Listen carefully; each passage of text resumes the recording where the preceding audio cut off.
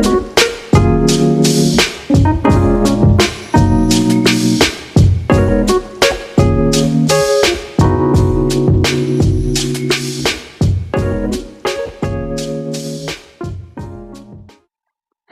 नमस्ते, welcome to सुरभिस kitchen. आज तपाईँहरूलाई म मिठो गरी चिकन चिल्ली बनाएर देखाउँछु है त।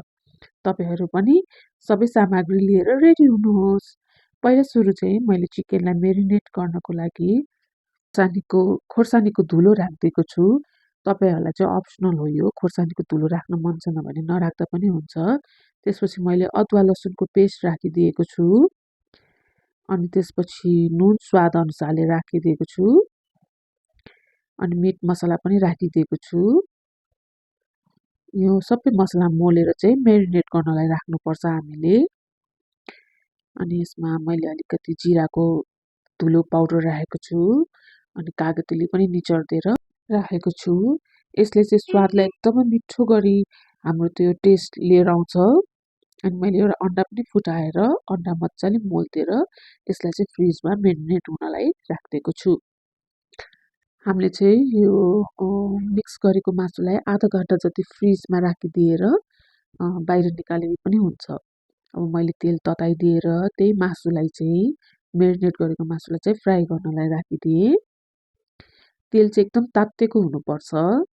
अनि अलिकति गोल्डन ब्राउनिस कलर भइसकेपछि चाहिँ निकाले पनि हुन्छ। हेर्नुहोस् त यतिको भइसक्यो। यतिको भइसकेपछि चाहिँ मैले प्लेटमा बिस्तारै सबै मासुहरूलाई निकालेर राखिदिएँ। अब चाहिँ हामीले प्यानलाई मजाले तातो हुने गरी तताएर त्यसमा तेललाई राखिदिएर तेल पनि तातो भइसकेपछि चाहिँ हामीले सानो टुक्रा गरेको लसुन राखिदिने। अनि त्यो लसुन अलिकति फ्राई भएपछि मैले हरियो खुर्सानी पनि राखिदिएको छु, 2-3टा टुक्रा पारेर। अनि त्यसमा चाहिँ हामीले प्याजलाई राखिदियो। प्याज चाहिँ मैले अलिक ठुल्ठुलो काटेको छु। चिकन चिल्लीलाई चाहिँ प्याज अलिक ठुल्ठुलै काट्नुपर्छ। अनि प्याजलाई चाहिँ हामीले धेरै ब्राउनिस बनाउने होइन, हल्का मात्र फ्राई गर्ने हो। हल्का त्यसको रङ अलिकति उडेर गइसकेपछि चाहिँ तपाईँले क्याप्सिकम पनि राखिदिनु होला। अब क्याप्सिकम चाहिँ तपाईँलाई कतिको पाकेको खान मन लाग्छ त्यही अनुसारले तपाईँले पकाउने हो। मलाई चाहिँ अलिकति कुक भएको मनपर्छ। मलाई चाहिँ जिरा राखिदिएको छु यसमा। अनि जिरालाई मजाले भुटिदिने।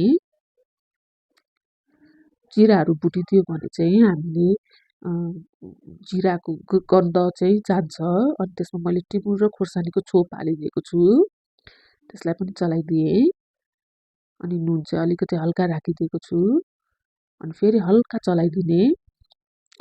अनि हेर्नुहोस् त प्याजको कलर अर्कै खालको आएको छ अहिले।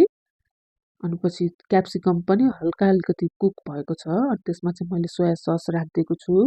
मेरो चाहिँ यो डार्क सोया सस हो। सोया सस पनि राखिदिइसकेपछि चाहिँ अलिकति हल्का चलाइदिइसकेपछि त्यसमा हामीले केचप राख्नुपर्छ।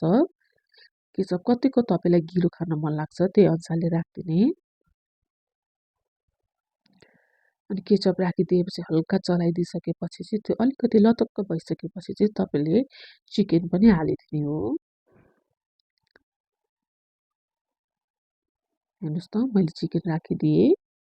अनि मजाले चलाउने। अनि तपाईँलाई चाहिँ खुर्सानी अब यसको चिकन चिल्ली नामै चिकन चिल्ली हो। अघि नै मैले टिमुरको छोप राख्दाखेरि चाहिँ तपाईँलाई कतिको पिरो खान मन लाग्छ त्यही अनुसारले तपाईँले चाहिँ खुर्सानी बढाएर राख्ने हो। हेर्नुहोस् यतिको लतक्क भइसकेपछि हाम्रो चिकन चिल्ली पनि रेडी भयो। तपाईँले यो फ्राई राइससँग mix fry rice, chicken fry rice जेसँग खाँदा पनि मिठो हुन्छ। ट्राई गर्नु होला है।